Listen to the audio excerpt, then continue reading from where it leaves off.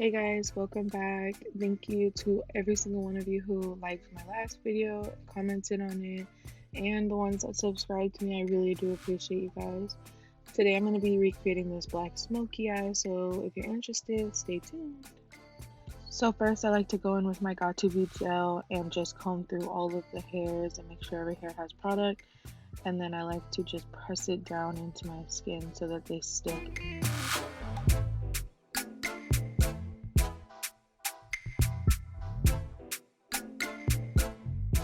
Next, I'm going to go in with my P. Louise base in the shade 1, and I'm going to use a flat brush to just kind of apply it all over my lid. Sometimes after this step, I like to buff around the edges with the little mini beauty blender, but sometimes it's not necessary. You can just blend it out with a flat brush.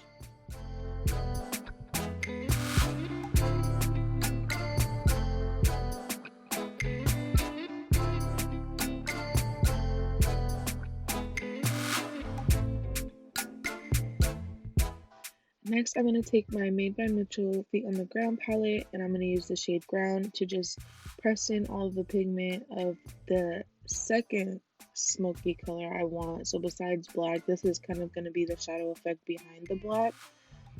After you're done packing the product in, you pretty much just want to go around the edges and buff out any harsh lines. Buffing out the harsh lines will make it a lot easier to blend later on too, because then you'll notice you don't have to force any blending of super harsh lines that are kind of stuck there. I don't know if you've ever experienced that, but this helps you avoid this step. So although for the next step I couldn't find the exact shade in the Feet on the Ground, I did find it in Mitchell's Me, Myself, and Mitchell palette, and that's the shade Modest, and I'm just going to go ahead and blend it all underneath my eyebrow just to get away all of that brightness that I had there prior. So again, with the Feet on the Ground palette, I'm going to go in with the shade Bored in the House, just so you can get that like third level dimension and you're not just stuck with two colors blending. It's a little bit easier to blend three when you go from the lightest to a middle to the darkest shade. And then it also creates more of like a smoky effect, and it looks way more blended than it would with just two colors. So yeah, an array of colors is really good.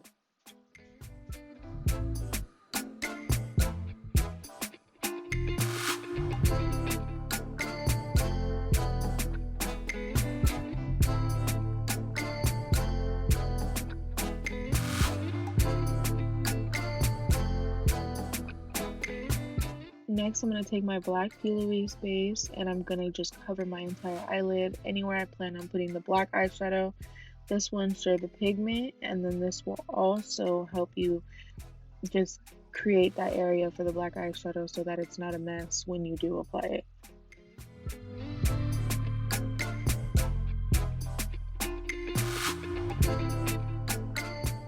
Now this step is key for me. So before I actually do go in with black eyeshadow, I take the Bored in the House brown that I was using prior and smoke it out. You don't want to leave any harsh lines because whenever you apply the black eyeshadow, it will stick wherever you put it. So if you're trying to blend it afterwards, it's not going to blend. That's how good these bases are. The only thing I would note when applying the black eyeshadow is that you want to make sure you're blending a little bit above where the base was put, just so you can get that smoky effect. When you blend past the base, it's not as pigmented as where the base is, so it creates that little shadow effect. That's kind of what I'm doing right here. And then this is what's going to give you that really smoky blended look.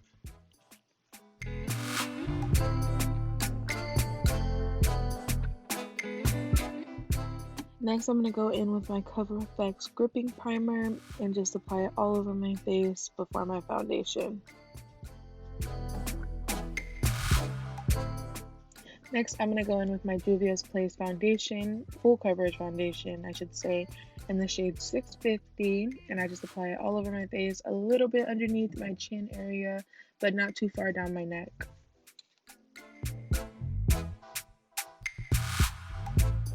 Next, I'm going to take the Bare Minerals foundation stick in the shade Sienna and just use it as contour by my eyes, on my cheeks, my nose, and my chin.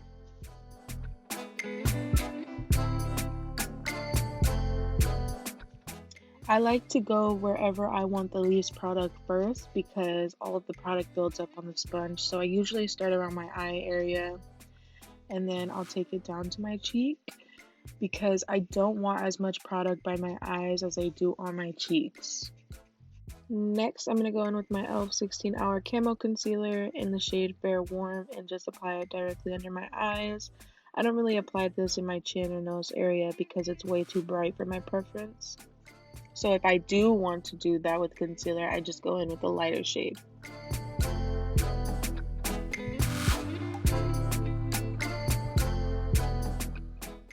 One thing I did want to note is I like to drag my concealer up towards my hairline to give it that snatched effect and kind of give it a lifting look.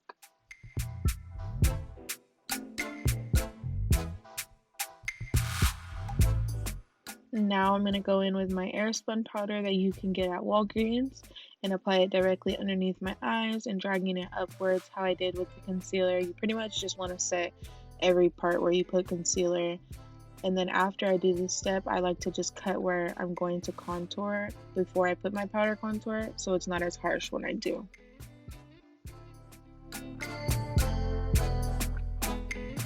And now for my powder contour, I'm going to go ahead with this NYX contour palette and just pretty much contour the same areas that I was doing the liquid contour for. This will just set it in place, and honestly, I don't know when I started doing both liquid and powder contour, but I haven't gone back since, so I'm assuming that's a good sign.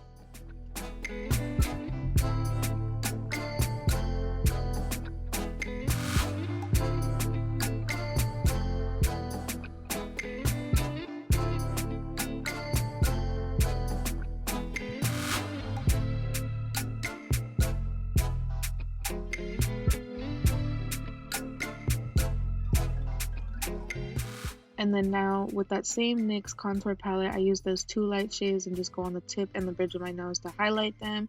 And then with two darker shades underneath them, I just go ahead and contour in the places that I want my nose to be contoured. Example, the spots where I put the liquid contour in the beginning. And then once I'm done contouring my nose, I like to just do that last extra highlight step and put the airspun powder in the highlight points and then carve the sides of my nose with the airspun powder as well. This just gives you that extra sharpness, so while this is baking, it kind of sits in longer. You're obviously going to brush all of this off at the end, but you do want it to bake because then it will give you that shape. And now I'm going to go in with my Note blush. It's just the shade Desert Rose.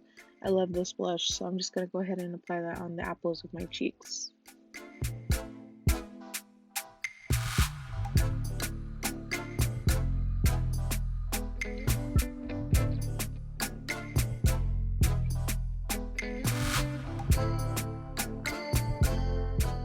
Now I'm going to go in with my Ofra highlighter. This is the MauilenaMU collab. This is also the shade Glazed Donut. I like to apply it on my brow bone, I like to apply it on my nose, and I like to apply it on my chin. I don't really apply highlighter on my cheeks every time I do makeup. It's only sometimes. I've noticed that I just like to apply it in these three places and I'm pretty much set.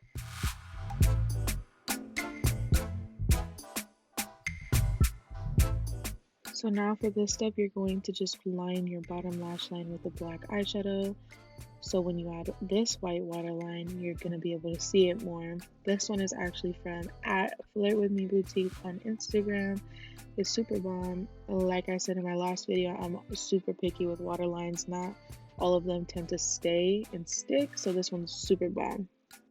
Now for lashes, I'm going to go ahead and take my Pink Leaf Cosmetics lash book and use the style Toque Up period. And then I'm going to use my green duo glue and just line my lash line with it like it's eyeliner and just let it sit and get tacky. The tackier, the better. That's like the only time you'll ever hear that, but the tackier, the better, because the more tacky it is, the easier it is to stick. And you don't have to mess around and play with your lashes too much because they're not sticking to your eye.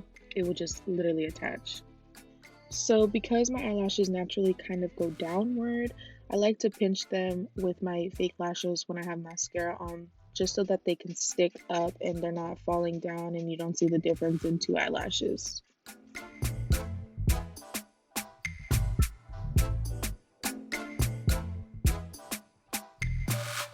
So next, I'm going to go ahead and take my chestnut lip liner from MAC, and then this Beauty Concepts lipstick I found at Ross. I really don't know the shade name.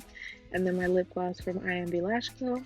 I'm literally going to do it in that order and just apply my lip liner, apply that lipstick right on top of the lip liner as well, and then just apply my gloss right on top of all of those.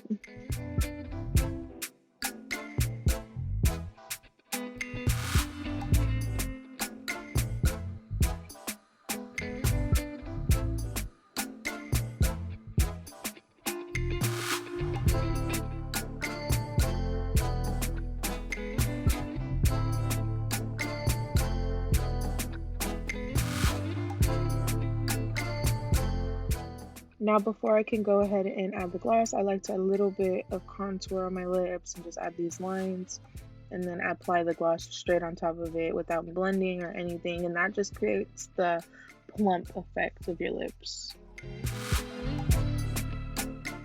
Really quickly, I wanted to add all product details are in the description, as well as all my social medias where you can find details of the giveaway I'm going to be doing at 1,000 subscribers.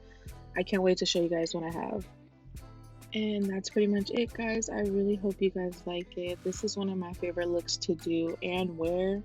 So I hope you guys enjoyed it. But if you guys have any looks you want to see, just comment them down below. Do me a favor and like this video, and also subscribe if you haven't. I really appreciate every single one of you that have made it this far in this video. So thank you.